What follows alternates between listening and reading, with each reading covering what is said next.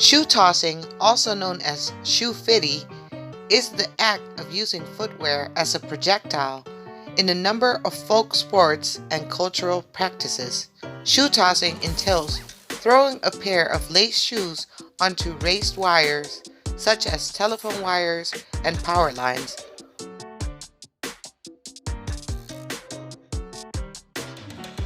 or three branches, creating quote-unquote shoe trees, and may have a theme such as high-heeled shoes. Often the shoes are sneakers, other times they are leather shoes and boots. In 2017, there were at least 45 shoe trees in the US. This trend occurs throughout North America, Latin America, Europe, Australia, New Zealand, and South Africa, in both rural and urban areas. Many cultural variations exist and differences between socio-economic areas and age groups. In some cultures, shoes are flung as a rite of passage to commemorate the end of a school year or a forthcoming marriage.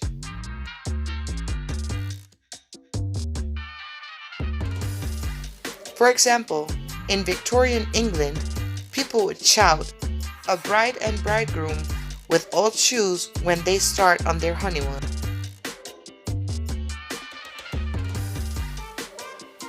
Some theories suggest the custom originated with members of the military who are said to have thrown military boots, often painted orange.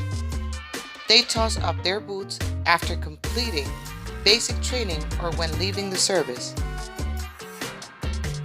In the 1997 film Wag the Dog, shoe tossing, in an allegedly spontaneous tribute to Sergeant William Schuman, played by Woody Harrelson, who had been shot down behind enemy lines.